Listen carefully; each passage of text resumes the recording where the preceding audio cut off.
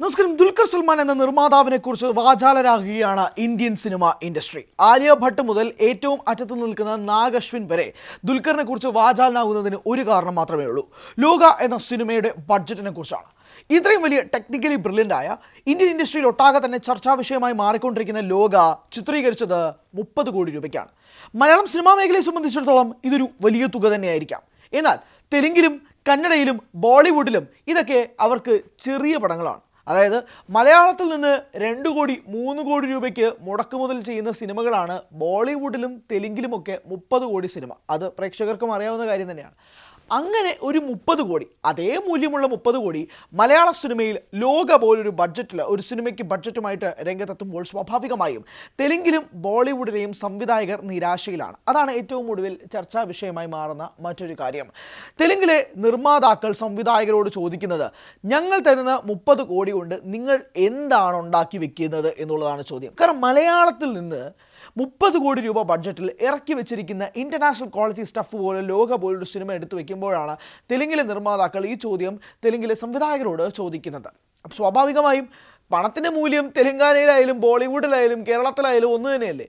30 കോടി രൂപയ്ക്ക് ഇത്രയും ആർട്ടിസ്റ്റിക്കലി വെച്ച് ഇത്രയും ബ്രില്യൻ്റ് ആയിട്ടൊരു സിനിമ, ഒരു ഔട്ട്പുട്ട് ലോക എന്ന സിനിമയിലൂടെ അവർക്ക് ഉണ്ടാക്കാൻ കഴിയുമെങ്കിൽ എന്തുകൊണ്ട് നിങ്ങൾക്ക് കഴിയുന്നില്ല എന്നൊരു ചോദ്യമാണ് ഇവിടെ ഉയരുന്നത്. കാരണം ലോക എന്ന സിനിമയുടെ സക്സസ്സുമായി ബന്ധപ്പെട്ട് തെലുങ്കിലും തമിഴിലും ഒക്കെ ഇതിൻ്റെ സക്സസ് സെലിബ്രേഷനൊക്കെ ആയിട്ട് ദുൽഖറുടെ ടീമും രംഗത്തെത്തുമ്പോൾ അവിടെ പ്രധാനപ്പെട്ട വിശിഷ്ടാതിഥികളെയൊക്കെ തന്നെ വിളിച്ചുകൊണ്ടാണ് ദുൽഖർ ഈ ഒരു പ്രോഗ്രാം തന്നെ അറേഞ്ച് ചെയ്തിരിക്കുന്നത്. ലോകയ്ക്ക് സത്യം പറയുകയാണെങ്കിൽ ടിക്കറ്റ് കിട്ടാനില്ലാത്ത അവസ്ഥയാണ്. ഓണക്കാലത്തൊക്കെ നിങ്ങൾ പ്രധാനപ്പെട്ട തിയേറ്ററുകളൊക്കെ എടുത്ത് നോക്കിക്കോളൂ, ടിക്കറ്റുകളില്ല. ഇത് ഞാൻ വെറുതെ തള്ളുന്നൊന്നുമല്ല, നിങ്ങൾക്ക് തന്നെ ബുക്ക് മൈ ഷോയിൽ എടുത്ത് നോക്കിയാൽ മനസ്സിലാക്കാൻ പറ്റുന്ന കാര്യം മാത്രമേ ഉള്ളൂ. കഴിഞ്ഞ ദിവസങ്ങളിലൊക്കെ തിരുവോണത്തിലൊന്നും ടിക്കറ്റേ ഇല്ലാതിരുന്ന സാഹചര്യമാണുള്ളത്. 150 കോടി രൂപയാണ് കഴിഞ്ഞ ദിവസത്തെ കളക്ഷൻ പുറത്തുവിട്ടപ്പോഴേക്കും മനസ്സിലായത്. 100-ൽ നിന്ന് 180-ലേക്കുള്ള ജമ്പ് വെറും 2 ദിവസത്തിൽ നിന്നാണ് കേട്ടോ. അത് വളരെ ഞെട്ടിപ്പിക്കുന്ന കണക്കും കൂടിയാണ്. ഇങ്ങനെ ഒരു പോക്ക് പോവുകയാണെങ്കിൽ മലയാളം ഇൻഡസ്ട്രിയിലെ ഓൾ ടൈം ബിഗ് ബ്ലോക്ക് ബസ്റ്ററാക്കി മാറാനൊരു സാധ്യതയും ലോകയ്ക്ക് മുന്നിലുണ്ട്. കാരണം ഈ ദിവസങ്ങളെല്ലാം വെക്കേഷനും കാര്യങ്ങളൊക്കെ തന്നെയാണ്. അപ്പോൾ പിന്നെ മാത്രമല്ല ഹിന്ദിയിലേക്കും ഈ സിനിമ പോകുന്നുണ്ട്. പെർഫെക്റ്റ്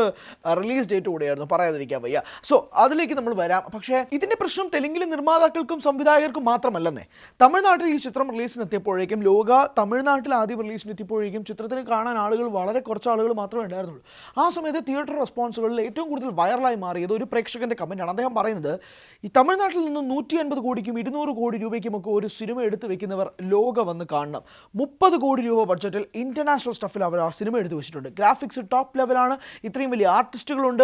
പക്ഷേ 30 കോടി രൂപയ്ക്കാണ് ആ സിനിമ സെറ്റ് ചെയ്ത് വെച്ചിരിക്കുന്നത്, കണ്ടാൽ ഞെട്ടിപ്പോകുമെന്നുള്ള തമിഴ്നാട്ടിലെ ഒരു പ്രേക്ഷകൻ്റെ കമൻറ്റ് വളരെയധികം വൈറലായി, തമിഴ്നാട്ടിൽ വളരെയധികം വൈറലായി മാറുകയും ചെയ്തിരുന്നു.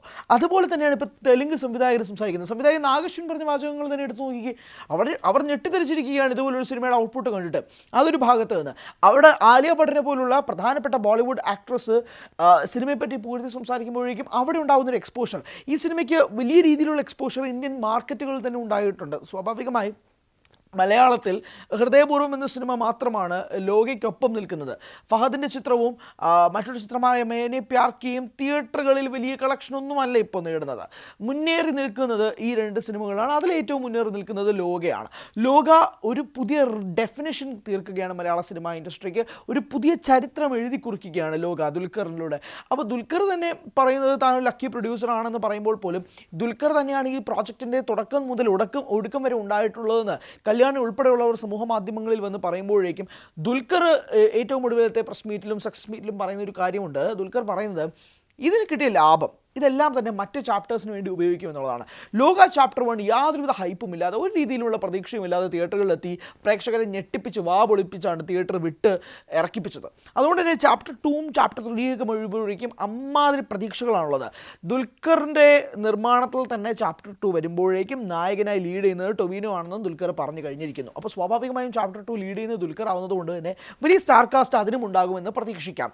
അങ്ങനെ ഒരു വലിയ സ്റ്റാർ കാസ്റ്റിൽ ഒരു പുതിയ ലോക എന്ന യൂണിവേഴ്സ് ക്രിയേറ്റ് ചെയ്യുമ്പോഴേക്കും അതിനുണ്ടാക്കാൻ പോകുന്ന ബഡ്ജറ്റ് എല്ലാം നമുക്ക് സ്ക്രീനിൽ കാണാൻ കഴിയും. ബോളിവുഡ് സിനിമ അല്ലെങ്കിൽ മലയാള സിനിമ ഇൻഡസ്ട്രിയുടെ മാത്രം ഒരു പ്രത്യേകതയാണല്ലോ പ്രേക്ഷകരെ. അത് നിങ്ങൾ മുടക്കുന്നൊരു സാധനം നിങ്ങൾക്ക് സ്ക്രീനിൽ കാണാൻ പറ്റും. അതിപ്പോൾ എന്താണെങ്കിലും ശരി. കാരണം ഇവിടെ ആർട്ടിസ്റ്റുകളുടെ റെമ്യൂണറേഷൻ എന്ന് പറഞ്ഞാൽ 50 കോടി 150 കോടിയൊന്നും അല്ല. അതാണ് എൻ്റെ ഏറ്റവും പ്രധാനപ്പെട്ട കാര്യം. അതാണ് ഇതിൻ്റെ പോയിന്റ്.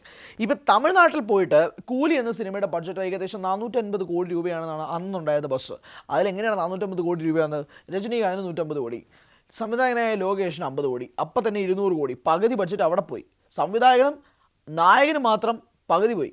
അതിനുശേഷം നാഗാർജുന, സൗബിൻ, ഉപേന്ദ്ര, സത്യരാജ്, ശ്രുതി ഹാസൻ, ആമിർ ഖാൻ തുടങ്ങിയ വമ്പൻ താരനിര.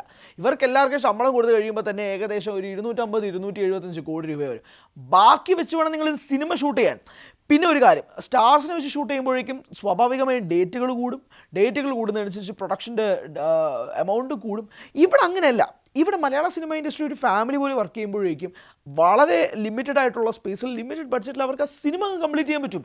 30 കോടി രൂപയ്ക്ക് ഞാൻ വെല്ലുവിളിക്കുന്നു, തമിഴ്നാട്ടിലെ ഒരു സിനിമാ സംവിധായകനോ, തെലുങ്കിലെ ഒരു സിനിമാ സംവിധായകനോ, ബോളിവുഡിലെ ഒരു സിനിമാ സംവിധായകനോ, കന്നഡയിലെ ഒരു സിനിമാ സംവിധായകനോ ലോക പോലൊരു സിനിമ എടുത്തു വയ്ക്കാൻ പറ്റില്ല. എടുത്ത് വെച്ചാൽ മലയാള സിനിമ അവർക്ക് മുന്നിൽ മുട്ടുകുത്തു എന്നുള്ള കാര്യത്തിൽ തർക്കമില്ല.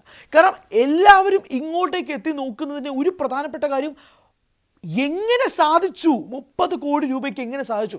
രാംചരൺ നായകനായ ഗെയിം ചേഞ്ചർ എന്ന സിനിമയുടെ ഒരു 5 പാട്ടിന് നിർമ്മാതാവായ ദിൽരാജു മുടക്കിയത് 75 കോടി രൂപയാണ്. 5 പാട്ടിന് വേണ്ടി മാത്രം ചിലവാക്കിയതാണ് 75 കോടി രൂപ.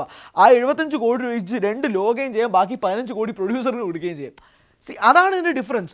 AR അജയൻ്റെ 2-ാം മോഷണം എന്ന സിനിമയുടെ സമയത്ത് ഇതിൻ്റെ പ്രൊഡക്ഷൻ ക്വാളിറ്റി അല്ലെങ്കിൽ ഇതിൻ്റെ ബഡ്ജറ്റ് എത്രയാണെന്ന് ചോദിച്ചുകൊണ്ടിരുന്നപ്പോൾ 30 കോടിക്ക് താഴെയാണ് സിനിമ, 30 കോടി പോലും അല്ല എന്നാണ് സംവിധായകൻ ജിതിൻ ലാൽ പറയുന്നത്. അപ്പോൾ അത്രയും ടെക്നിക്കലി ബ്രില്യൻ്റായി മലയാള സിനിമയ്ക്ക് പോർട്രേ ചെയ്യാൻ പറ്റുമ്പോൾ സ്വാഭാവികമായിട്ടുണ്ടാകുന്ന കാര്യങ്ങൾ എന്താണെന്നറിയോ?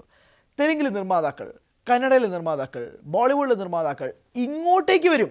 മോളിവുഡിൽ വന്നിട്ട് പറയും, മലയാളത്തിൽ ഞങ്ങൾക്കൊരു സിനിമ ചെയ്താൽ 30, 40, 50 കോടി രൂപ തരാം, നിങ്ങളുടെ വിഷയം വെച്ച് നിങ്ങളൊരു സിനിമ ചെയ്ത് തന്നോ എന്ന് നിർമ്മാതാക്കൾ ഇങ്ങോട്ട് വരും.